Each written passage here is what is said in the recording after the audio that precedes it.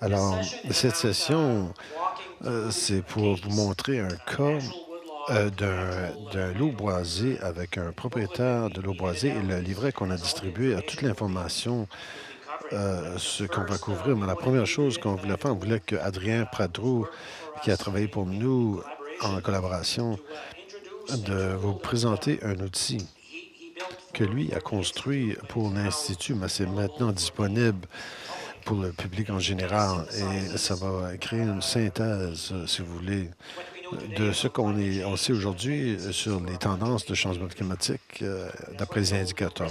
Et c'est ça qu'il va présenter et il est à Edmonton. Excellent instant. Merci Gaétan et soyez libre. Laissez-moi savoir si la connexion n'est plus bonne. Comme Gaétan mentionné, je vais vous présenter un outil qu'on a développé en collaboration avec le NHRI. Je travaille, pour vous donner un petit peu de contexte, moi je travaille avec NHRI ainsi que la commission Nord-Ouest sur le changement climatique.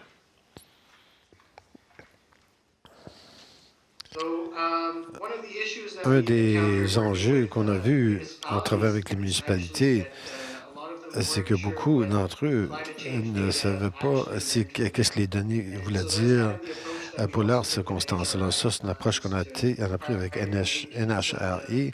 C'est pour faire une interprétation du changement climatique qui est plus facile à comprendre. On a commencé avec les données disponibles déjà.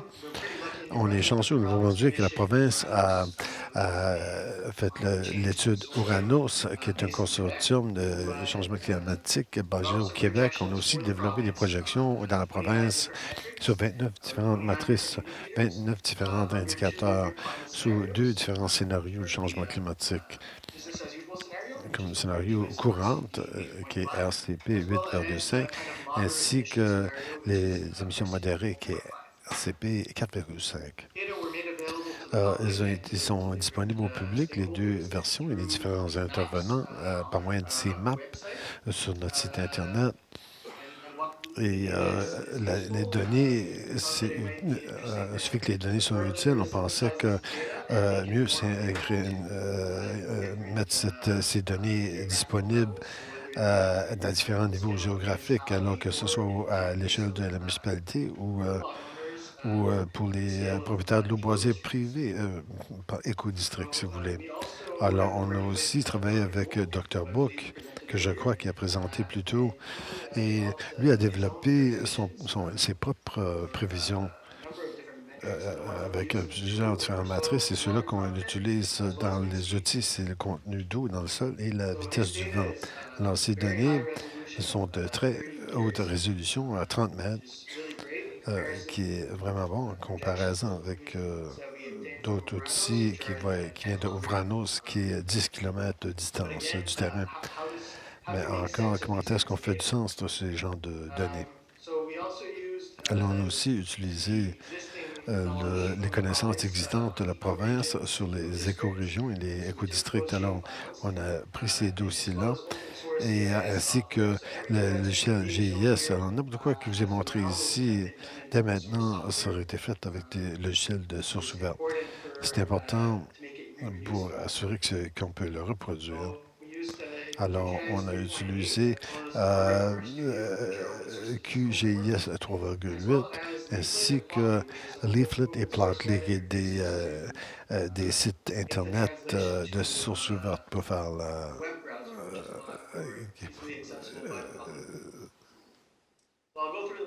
pendant que je regarde le Léodic ici, mais on a regardé les données Uranus et les données Book et qui elle a un grand nombre de dossiers en regardant ceci. Si vous l'allez repasser chacun, tu passeras beaucoup de temps à essayer de déterminer exactement qu'est-ce que ça veut dire, mais on a fait des moyennes spatiales en utilisant les statistiques aux annos et les branchés au GPS et on a en fait la géométrie pour les différentes écorégions et on a fait on a non seulement qu'on a des maps maintenant, mais vous pouvez les regarder en différents parcelles et voir les tendances tout au long du temps. Maintenant, on va aller à une démonstration.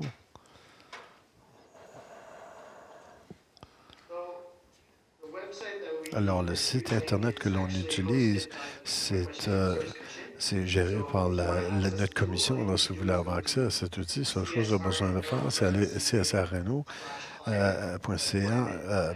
climat, climat français, avec, et vous pouvez aussi avoir accès en anglais. Alors, il y a une petite renonciation ici pour conserver aux sources de l'information, une source de financement. Et en partie, c'était financé par la province à travers le fonds, un fonds fiducie environnemental. Et ceci, c'est un outil beaucoup plus grand qui inclut les régions et les municipalités. Mais pour maintenant, on va regarder les éco-districts. Alors, ceci, c'est des outils pour donner les prévisions climatiques par éco-région. Et on a les deux scénarios côte à côte ici. Alors, RCP 4,5, c'est les émissions modérées. Et aussi RCP 8,5, c'est statu quo. Et c'est les différentes matrices qu'on a décidé d'utiliser pour notre outil NHRI. Alors, par exemple, si vous êtes intéressé de voir comment du jour dans l'année, la température maximale au-delà de 25 degrés, vous pouvez aller cliquer sur cette map. C'est aussi en bêta.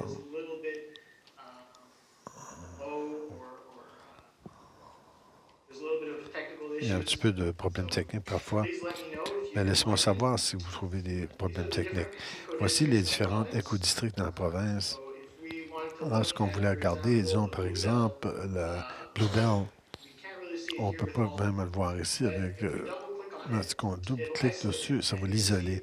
Et puis voir qu'en 1990, il y avait 32 jours où les températures ont dépassé 25 Celsius et les projections maintenant dans le scénario courant, c'est qu'en 2080, on aura 64 jours, je crois. Ça, c'est une grande différence. Et vous pouvez voir pour différentes juridictions, si vous voulez les comparer, vous pouvez aussi cliquer sur plusieurs d'entre eux pour voir comment ils comparent. Vous avez la même chose avec une autre chose intéressante. Vous avez différents indicateurs ici. Si vous voulez regarder comment sont distribués d'une façon spatiale, ceci, ça prend un petit peu plus longtemps à télécharger, mais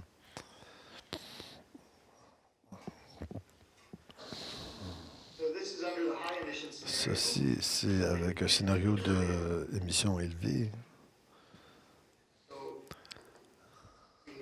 Alors, vous avez la map de la province ici. Qu'est-ce que vous pouvez voir? Vous pouvez cliquer sur un éco-district en particulier. Celui-ci, par exemple, c'est éco-région. Et maintenant, en 1990, c'était estimé qu'il y a environ 176 journées sans gel en moyenne. Et si on regarde 2020, là, on a le changement depuis 1990. Alors, il y a une augmentation de 28 jours qui représente 16 Et là, on peut aller jusqu'à 2080, où on voit comment ça va changer. Alors, ceci, c'est le changement de 83 qui représente 50 d'augmentation. Ça va aller jusqu'à 260 jours. Alors, cet outil peut vraiment aider à vous orienter vos prises de décision et vos plans d'adaptation. Et on a beaucoup de différentes matrices ici, ainsi que le contenu de l'eau dans le sol et la vitesse du vent.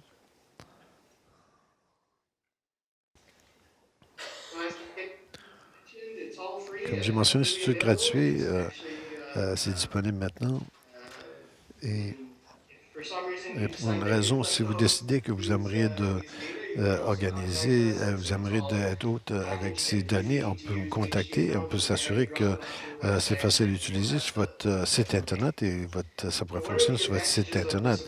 Alors, des avantages de cette approche, c'est on peut le reproduire à l'échelle écosite depuis ça a été euh, débuté, ce site, c'est disponible. Bon, c'est orientation, mais peut-être que c'est encore intéressant à regarder. Cette approche est simple à utiliser aussi. Il y a des visualisations très simples.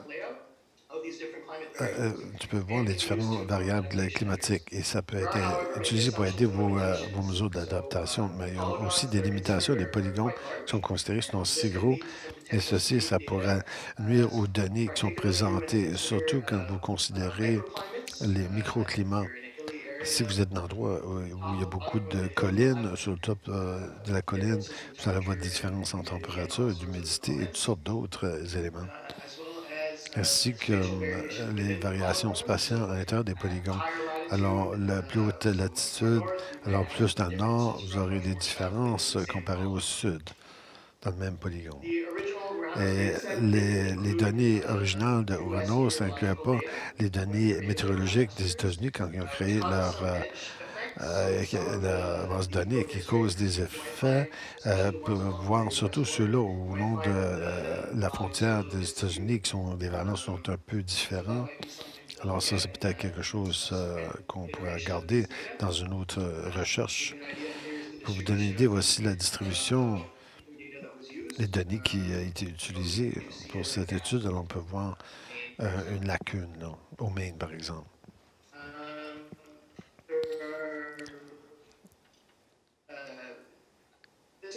Ceci, ça n'a pas été intégré dans l'outil encore. Mais quand j'ai fait l'analyse au début les données de Dr. Book, j'avais pas regardé les endroits où l'eau est ouverte. Alors, mais les tendances sont similaires. Alors, on peut l'utiliser comme règle générale. C'est un contenu doux dans le sol, mais je vais vous je vais dévoiler une version à jour bientôt. Alors, ceci, c'est des prévisions. Alors, on a besoin de faire des mises à jour. Il faut qu'on ait plus d'informations. Et finalement, ces données sont aux échéanciers annuels. Les États-Unis ils vous donnent des moyennes, mais ça ne décrit pas la météo extrême. Alors, même si on s'attend que le climat va être plus humide, ça ne prend pas en considération les sécheresses ou d'autres événements tels que les tempêtes de vent qui pourraient avoir lieu. Et ça a besoin d'être gardé en tête aussi. Moi, j'aimerais de finir en remerciant nos partenaires, Ressources naturelles Canada, qui a financé un peu de travail que NHI a fait, la province du Nouveau-Brunswick.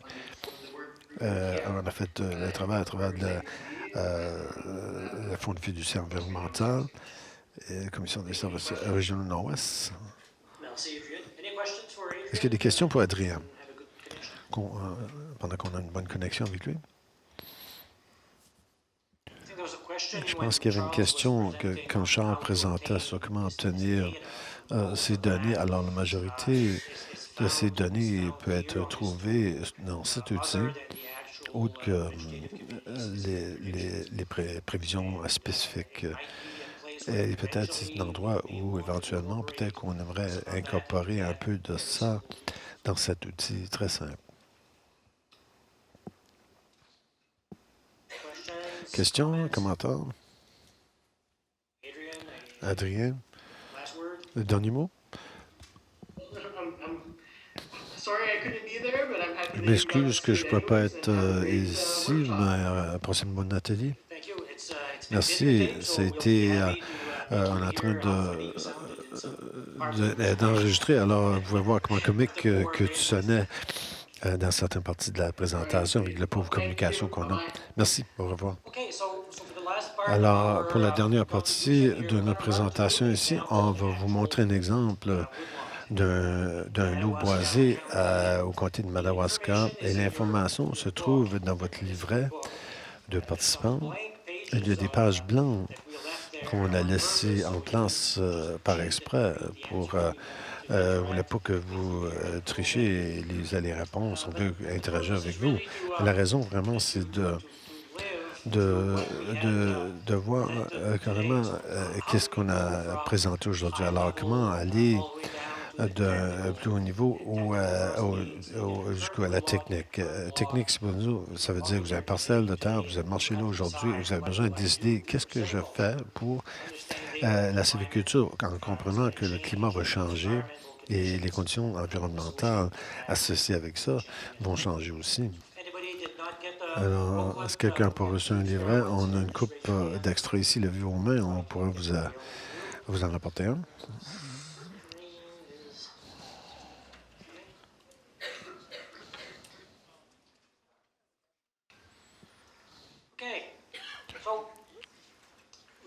Alors, vous vous en souvenez du cadre, de concept qu'on vous a mentionné plus tôt, qui est venu de différentes organisations aux États-Unis.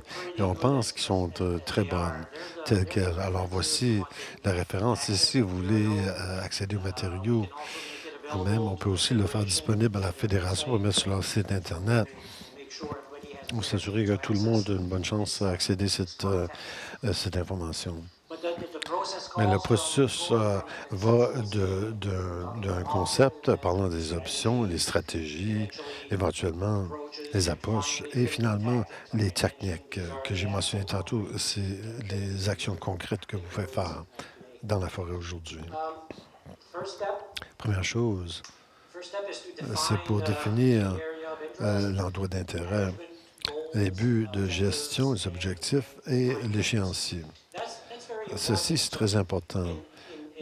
Dans l'approche générale qu'on est content avec, on dit commencez pas avec le changement climatique avant tout. Commencez avec vos objectifs de gestion, vos valeurs, les raisons pourquoi vous êtes en train de gérer ce lot boisé.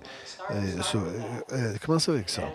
Et là, ensuite, l'information sur le changement climatique va être inclue dans le futur. Mais ceci, c'est dans le comté de Madawaska.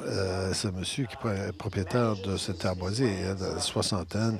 Il gère ses terrains de façon durable. Il y a plusieurs lots boisés. Son but, c'est d'obtenir un retour d'investissement raisonnable. Et il dit en vendant du bois. Il veut supporter l'économie locale, l'infrastructure locale. Il veut supporter les secteurs auxiliaires, les camionnages, etc. Et même si il a sa soixantaine, et c'est pas la vieille âge, il va encore investir. Et quand on lui parle, il dit que mon but, quand que je parle de ce monde, c'est qu'avoir les lots boisés bien gérés et disponibles pour les générations du futur. Elle croit dans la gestion de forêts intensives. Il croit dans l'action pour améliorer sa terre boisée, pas seulement accepter qu'est-ce que la nature lui donne. Il ne considère pas négociation des droits de passage ou garder l'économie sur le carbone. Mais il veut pouvoir fournir des emplois et même ce qui est encore jeune, il est encore prêt à prendre des risques. Alors, ça, c'est le propriétaire du lot boisé et ses objectifs de gestion. Alors, le site, c'est dans le comté de Madawaska, derrière Saint-Jacques. C'est un lot boisé, mais on se concentre aujourd'hui sur cette parcelle ici, qui est environ 9 hectares. Alors, c'est un petit parcelle. Et c'est dans les terres hautes du nord du Nouveau-Brunswick, dans l'éco-district de Madawaska. Et l'écosite sur ce terre bois, il y en a deux écosites, mais c'est écosite 8 et écosite 7. Les deux sont riches en valeurs nutritives et qui viennent naturellement de la terre. Écosite 8, qui est la majorité, c'est un site écosite sec. Alors ici, écosite 7, c'est plutôt un petit peu plus humide. Les deux sites sont bons pour pousser l'érable à sucre et les feuillus, même si tandis qu'il y a un mélange de toutes sortes d'espèces. En parlant du mélange, Susanna et Patricia m'ont demandé de choisir euh, une parcelle de mélange avec différentes espèces de bois. Le voilà. Et alors voici qu'est-ce qu'il y a sur cette table. Non, c'est bas, c'est environ, la région basale, c'est 16,7 hectares, 9 hectares de superficie, 80, c'est du volume marchandable, des bons feuillus, 21 à bois mou. Et ici, la division exactement dans cette tarte ici, ceci, ça parle de différents diamètres, catégories de diamètres. Ici, c'est petit jusqu'à 22 centimètres. Ceci, c'est 24 centimètres jusqu'à 30 quelques centimètres. La majorité, c'est des tiges très petites. Il n'y a pas beaucoup de toit basal, un mélange de toutes sortes de différentes espèces de bois. Et la chose intéressante dans ceci, c'est qu'il n'y a pas beaucoup d'agences ou organisations ou de personnes qui peuvent regarder ceci en détail comme on va faire. Mais, mais ici, vous avez les pourcentages de Hags et Hogs. Levez vos mains, qui ce qui sait qu'est-ce que ça veut dire ça? Il y en a quelques-uns. Du potentiel pour travailler avec une couple d'entre vous.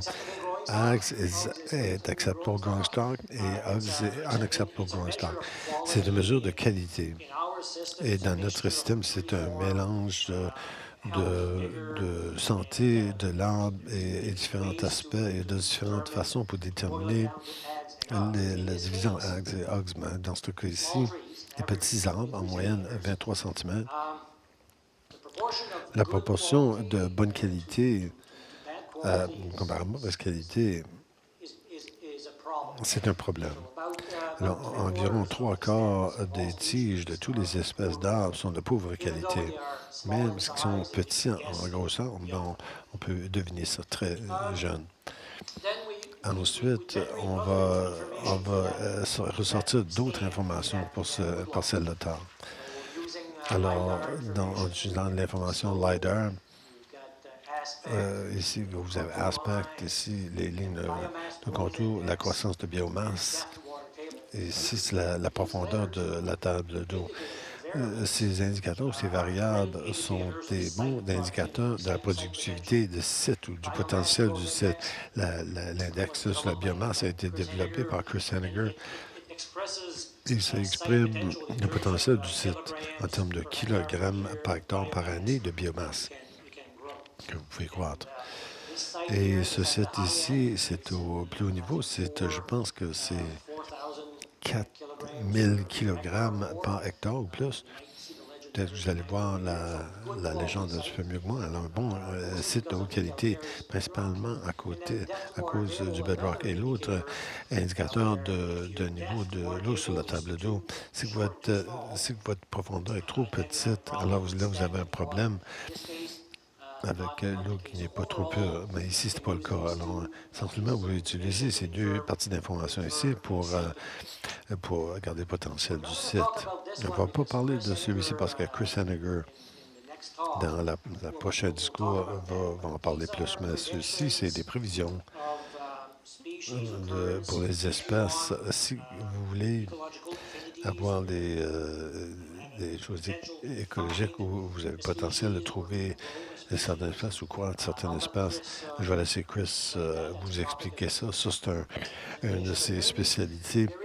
Ben, c'est un outil vraiment important sur ce qu'on parle aujourd'hui de sylviculture adaptée à cause du changement climatique. Mais pour revenir les espèces, qu'est-ce que ça veut dire? Alors, la prochaine étape, c'est pour dire, on a décrit le site, on comprend les objectifs du propriétaire et les valeurs du propriétaire. On a regardé à différentes variables. Alors maintenant, est-ce qu'on s'ajuste? Alors, le tremble, 20 de l'inventaire, la trajectoire pour le tremble, d'après beaucoup d'experts, ça va être en descente. Je mets vert parce que le tremble en baissant, c'est peut-être pas de mauvaise chose. Le boulot blanc, La prévision, c'est pour baisser à nouveau. Peut-être c'est pas une mauvaise chose non plus. Sapin Baumier, et la prévision, c'est pour baisser dans le futur. L'érable rouge, un des gagnants clairs dans le changement climatique. La prévision, c'est qu'elle va monter. J'ai mis rouge parce que peut-être qu'il pourrait y avoir il doit y avoir d'autres choses que l'érable rouge. L'érable à sucre, là, la prévision, c'est qu'il va baisser. Le beach américain, ça va augmenter. Et j'ai parlé du boulot jaune, c'est neutre. Alors, d'après l'inventaire, on commence à voir qu'est-ce qui est les enjeux qu'on doit considérer quand on va créer un plan civicole pour cette parcelle de terre, en considérant les changements climatiques. Adrien a mentionné où on peut extraire les variables climatiques. C'est ici où on les a eues. On a un nombre de journées où il y a un gel. Alors, la prévision, c'est que ça va baisser pour la région de l'écodistrict de Madawaska, qui est bon. Les cycles de gel, l'hiver, ça cause beaucoup de dommages, surtout aux érables à sucre. La température hivernale en moyenne, je pense que ça va augmenter en amélioration. La précipitation annuelle, ça va augmenter dans le futur. Et la température annuelle, encore, la moyenne annuelle, ça pourrait être l'hiver le plus froid, mais avec un été plus chaud. Alors, on va avoir différents scénarios. On regarde la moyenne. Les températures moyennes vont augmenter. Le comté de Madawaska, le contenu de l'eau dans le sol va augmenter. Et les journées de croissance, ça va augmenter aussi. Encore, ceci, c'est spécifique à ce terrain boisé privé. Alors, on allant un petit peu plus loin. Alors, pour l'érable à sucre, une augmentation dans la température, comme qu'on prévisionne dans l'écosite 4, ça fait plus chaud. Alors, pour l'érable à sucre, c'est une amélioration. L'écosite 8, qui est sec déjà, c'est que ça devient encore plus chaud, ça pourrait être un problème. C'est pour ça que la flèche est jaune. Écosite 5, qui est humide et un régime nutritif moyen, si les températures augmentent, ça pourrait être avantageux pour les espèces telles que l'érable à sucre. Écosite 7, peut-être ça va changer un peu. Maintenant, avec plus de précipitations, comment est-ce que ça va modifier notre cadran? Alors, pendant que la température seule pour écosite 8, qui est déjà sec, peut-être que ce ne sera pas le meilleur. Est-ce qu'on a plus de pluie? Peut-être que ça va l'améliorer. 5 et 7, on ne sait pas vraiment qu'est-ce que ça pourra faire. Alors, voici un exemple comment on peut utiliser cette information et, pour vous informer sur votre propre lot boisé. La prochaine étape, c'est pour évaluer, comprendre comment le climat va changer. Est-ce que ça contredit les objectifs, et les valeurs du propriétaire? Dans ce cas ici, qu'est-ce qu'on appelle, c'est qu'on a conclu avec le propriétaire à cause de la pauvre qualité de ce parcelle de terre et le statu quo, ça va empirer éventuellement. Lui, il veut recommencer à nouveau avec un nouveau parcelle. Il veut augmenter la proportion de l'érable à sucre et le bouleau jaune. Alors, il peut encore gérer sa forêt de façon durable, avoir un bon retour sur l'investissement. Alors, on a changé ses objectifs un peu.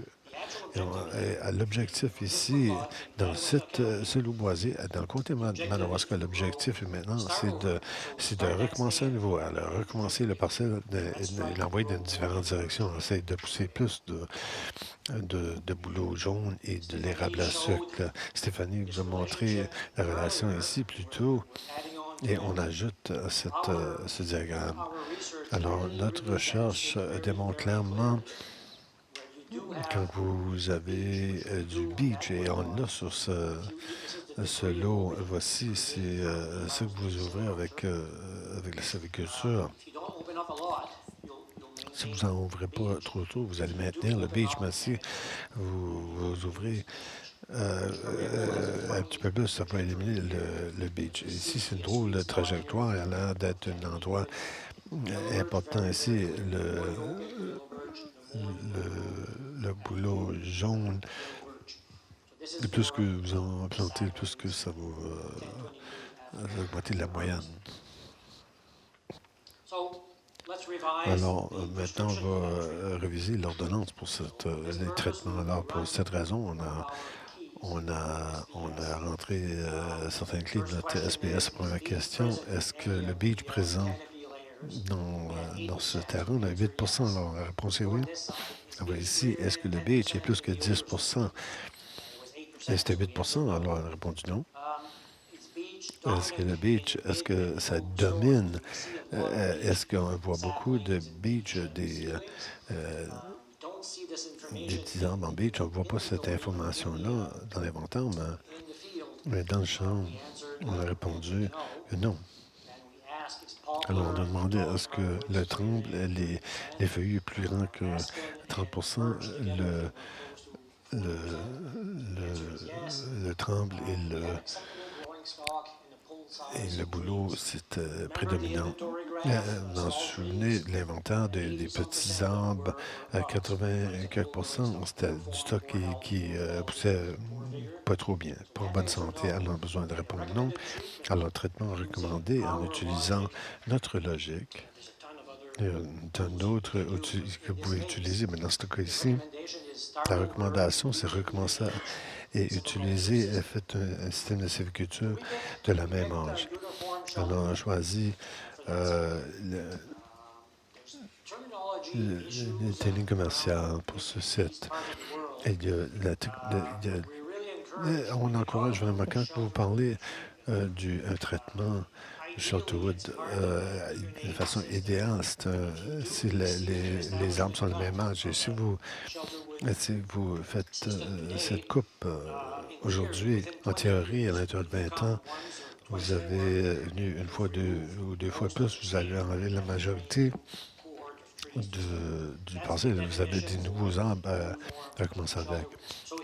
Alors ici, sur l'échéancier, voici qu'est-ce que le régime ressemble. On est ici aujourd'hui. La parcelle est comme ça. On établit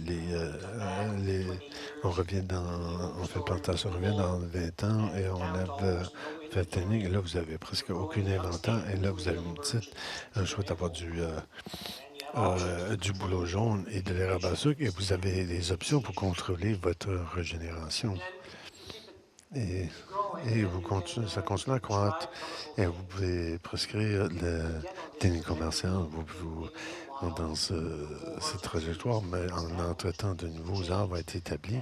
Vous avez changé ce parcelle de terre qui était moins l'idéal au début, et maintenant vous pouvez avoir une parcelle très productive dans le futur.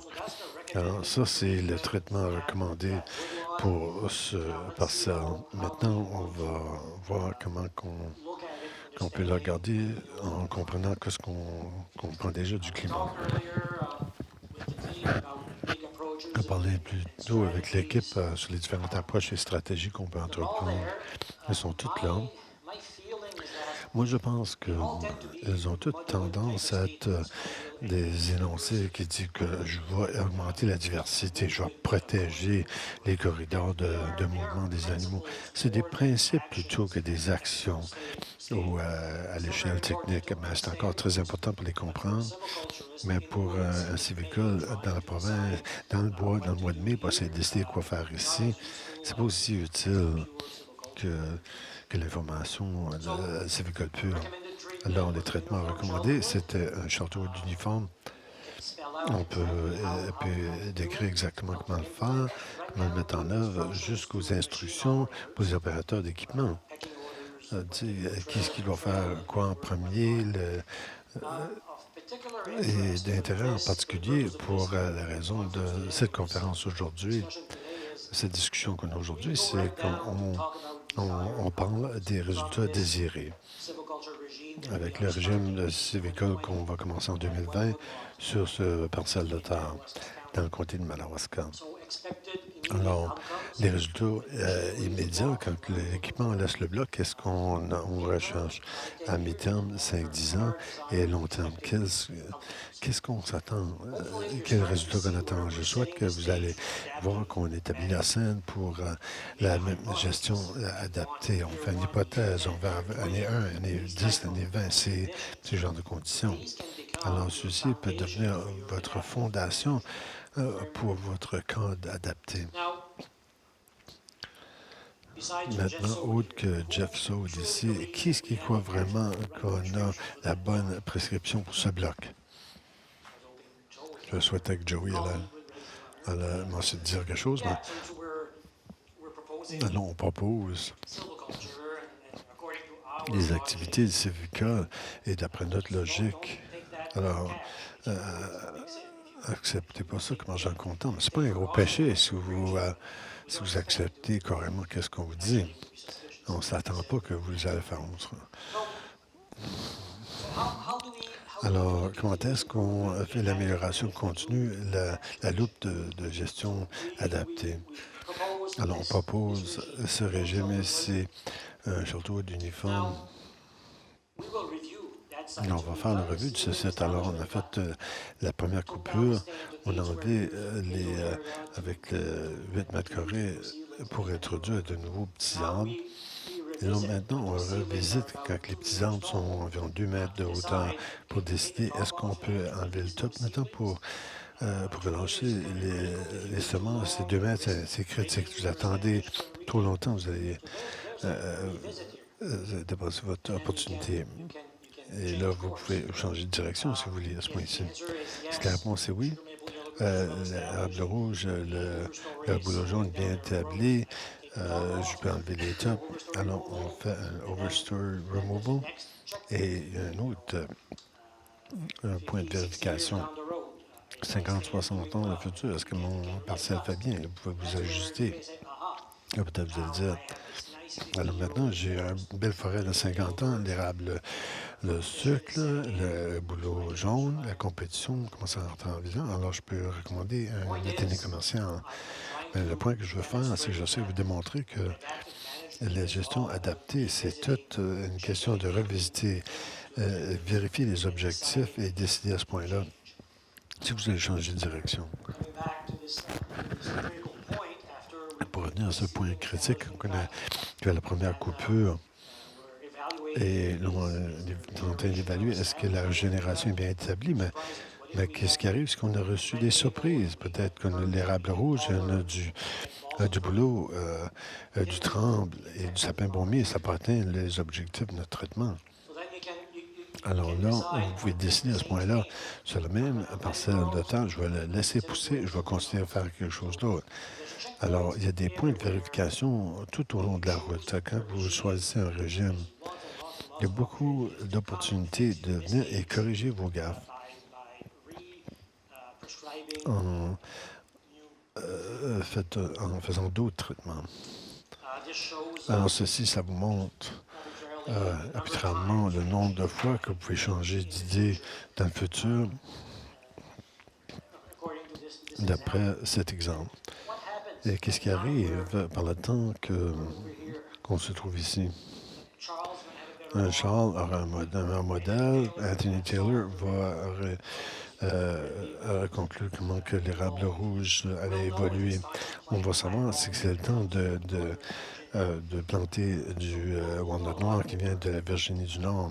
On va en savoir beaucoup plus et on aura une tonne d'expérience. Et là, on pourra changer de direction. Voici une autre idée fou. J'ai parlé de mettre en œuvre du traitement comme qu'on reprend et revisiter, mais disons ce que vous dites. J'aimerais de tester ton hypothèse, mais Garrett ici a une très bonne idée. J'aimerais d'avoir une comparaison côte à côte. Alors, vous pouvez faire ça sur votre lot boisé, faire des tests de différentes choses. Alors, pour pouvoir apprendre, parce que la tâche la plus importante dans la gestion adaptée, c'est d'apprendre et de s'ajuster. Alors, pour répéter, pour revenir aux discussions de ce matin, je crois que la clé, c'est la sylviculture. La sylviculture adaptée. En apprenant la meilleure sylviculture possible et mettre des activités sylvicoles dans le cadre de gestion adaptée. Et si vous faites ça, on va améliorer beaucoup plus rapidement et je souhaite qu'on puisse documenter les gaffes qu'on a faites et pas les faire une deuxième fois. On a besoin des enfants de notre programme de foresterie. On doit s'assurer que ces éléments sylvicoles qu'on n'a jamais produits, ils vont être mieux que nous. Et ils sont clés à cette adaptation au changement climatique. Pratiquer, commencez maintenant. Attendez pas pour le climat être prêt pour le Black Cherry, Black Walnut, vous commencez à adapter vos lots boisés. Vous pouvez commencer maintenant. Il y a des idées qui vont carrément fonctionner. On sait que on connaît les différentes espèces. On sait que les rames à sucre ne vont pas faire trop bien, mais on peut commencer demain à changer nos lots boisés et établir la scène pour le futur. Et l'essentiel, c'est ça qu'on avait à vous présenter. Je souhaite qu'on nous a montré qu'il y a une façon d'aller de les choses en conception seulement et le faire une actualité au niveau de l'eau boisée immédiatement. Et la clé pour faire ça, c'est de réapprendre votre sylviculture, mais aussi, encore plus important, c'est assurez-vous que vous êtes le meilleur gestionnaire adapté au monde. Est-ce que vous avez des questions ou des commentaires? Des arguments, peut-être?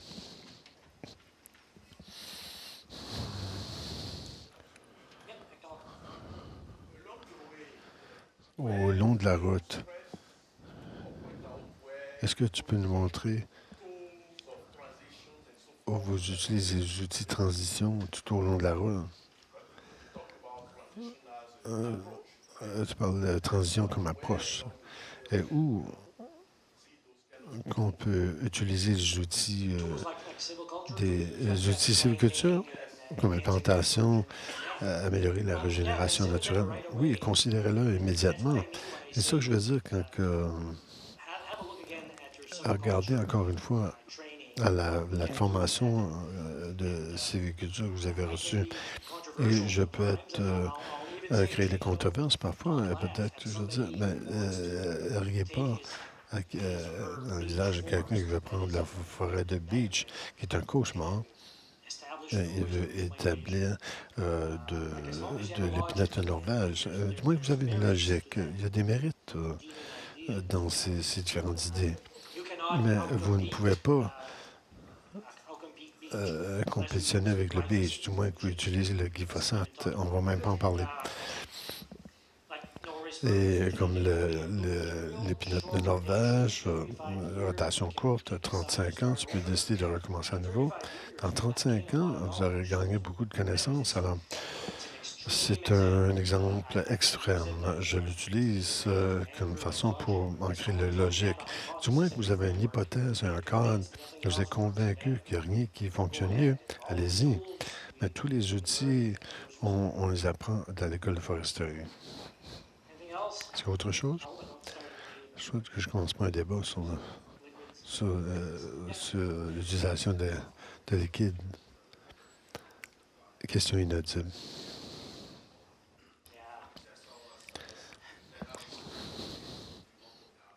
Question inaudible.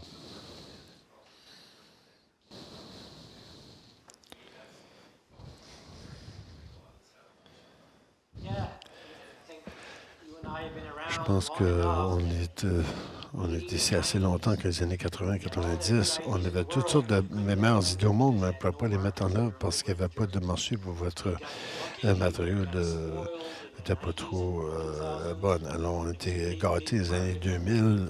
Il y avait un grand marché pour les produits de faible importance. Maintenant, on se trouve dans un endroit où on ne sait pas quelle direction qu'on doit aller. Alors ça, c'est une vraie contrainte. Et ça fait partie du mélange. Mais un traitement de ce genre, vous allez enlever dans 2 shots 100 mètres cubes de volume marchand d'âme. Alors 50 mètres cubes par hectare à la fois. Si vous pouvez vendre votre produit, c'est pas une mauvaise chose. Vous pouvez couper vos pertes, vous pouvez alors, certaines des ordonnances, là, je pense que c'est radical un peu. Vous recommencez à nouveau. C'est une transition très extrême.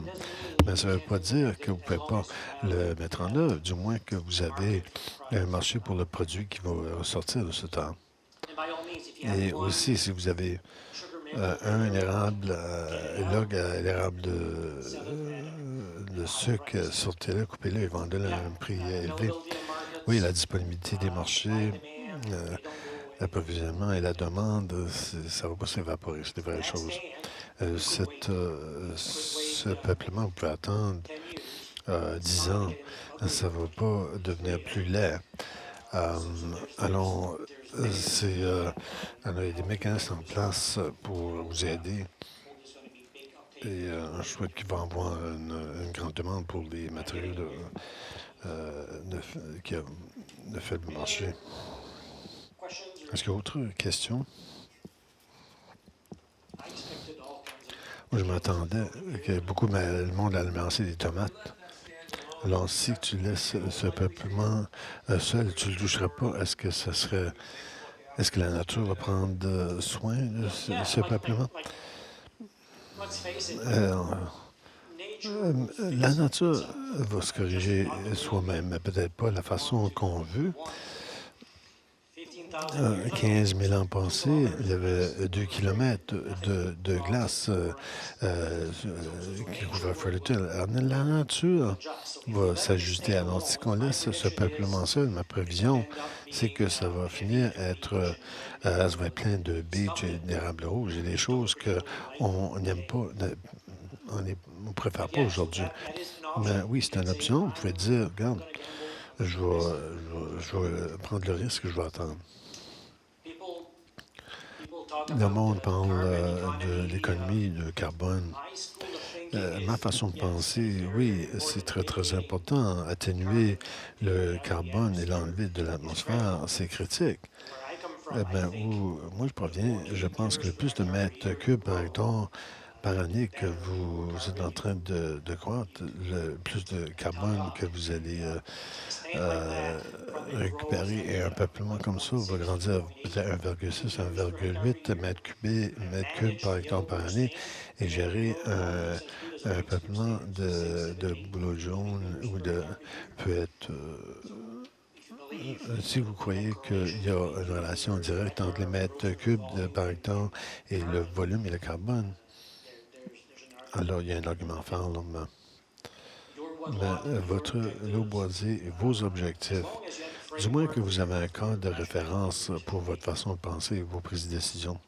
C'est correct, mais purement la valeur du bois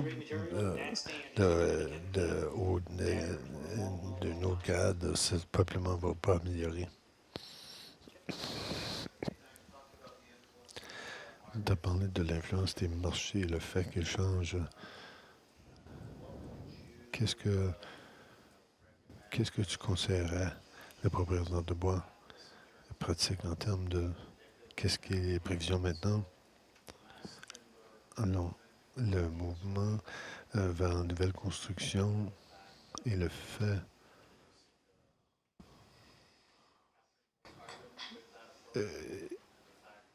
inaudible. Et le fait que les matériaux en acier et ça produit beaucoup de gaz à effet de serre. Alors, il y a une prévision d'une grande demande dans l'industrie de construction où il veut aller plus vers le bois. Comment est-ce qu'un propriétaire de l'eau boisée va regarder ces genres de projections et établir un plan d'après ça? Mais on n'est pas rendu là encore.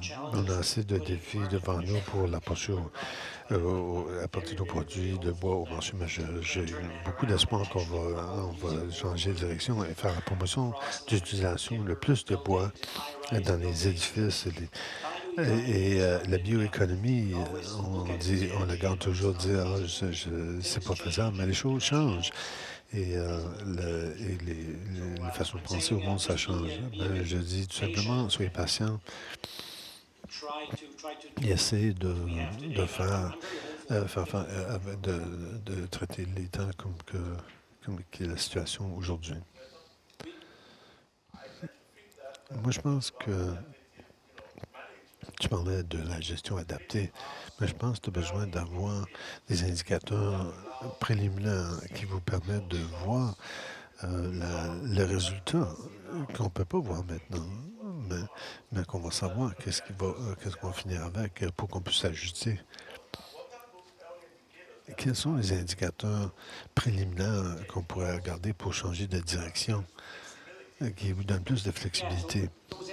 Les indicateurs devraient être, euh, devraient être des tests d'hypothèse. Je vais maintenant, disons, à pousser du boulot jaune et de l'érable rouge à l'âge de 10, je peux enlever le overstory. Je pense que c'est les indicateurs, je pense qu'on a besoin de regarder. Et ça, c'est un qui est très simple. Mais pour y arriver, on a besoin d'améliorer nos modèles de prévision. Peut-être que Chris va dire, quand j'ai besoin de te parler, le scénario que tu as mentionné, il n'y a aucune façon que tu vas pousser à du boulot jaune là, parce que nos modèles nous montrent différentes choses. Et Anthony, peut-être, il y aura d'autres choses à dire. La chose clé, c'est que un des éléments de gestion adaptée, c'est pour impliquer les intervenants. Là, ça fait partie de tout ça. D'habitude, non seulement vous, votre cousin et votre frère, mais impliquer d'autres personnes de d'autres régions de votre secteur pour avoir ces discussions avec eux. Et c'est là où quelqu'un va dire, peut-être, Hector, je pense que tu fais mieux à si quel âge de 5 ans, si tu n'as pas 10 000 boulots jaunes par hectare, ton scénario n'a pas fonctionné. Alors, c'est ça, je pense qu'on a besoin de regarder. Il y a quelqu'un d'autre qui avait levé la main?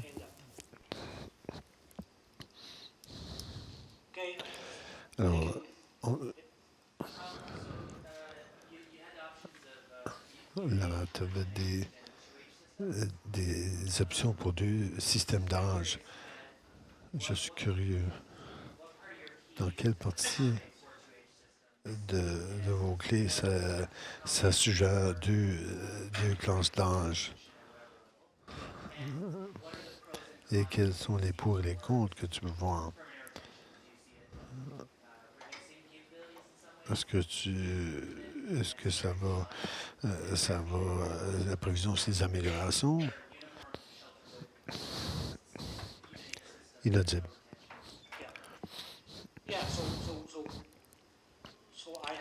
Alors, je connais notre système très bien, mais on ne va pas regarder ça aujourd'hui pour faire la vente. Mais il y a des endroits dans les régimes, le Nord ou en Nouvelle-Écosse ou en Nouvelle-Angleterre, où vous avez un niche pour maintenir des forêts irréguliers, même maintenir une couverture continue. Et dans un autre, où vous commencez avec des grandes ouvertures et avec rétention, tu maintiens les fonctions écologiques. Alors, il y a beaucoup d'opportunités pour concevoir vos propres systèmes. C'est une discussion très complexe. Si tu voulais que je te présente des exemples, peut-être que si tu veux, est-ce que tu veux poser des questions de deuxième façon? Je pense pas que je l'ai bien répondu. Moi, je parle du contexte Nouvelle-Écosse où maintenant, sur les terres de la couronne, la rétention est retenue, même si quand des coupables blancs, c'est la prescription. Et les avantages de ça, il y a plusieurs bénéfices. Je suis curieux aussi que tu as différents degrés de résistance, résilience dans les différents modèles que vous avez présentés. Est-ce que vous avez des systèmes, préférez des systèmes de la même âge au lieu des systèmes de deux différents âges d'âge, parce que plus de rétention, ou est-ce qu'il y a des avantages quel avantage qu'il a. Je comprends ta question un petit peu mieux maintenant. Au moins pour nous, nos systèmes ont évolué. Même quand on dit que c'est un système avec la même âge et les recommandations pour garder la rétention. Alors, par exemple, cette Uniform Shelter System, dans la coupe, on essaie de dire laisser 45 mètres carrés des arbres matures. Il y a beaucoup de coupures des arbres à semences. Alors, il y a des façons qui peut s'ajuster. N'importe quel système de sylviculture. Merci beaucoup.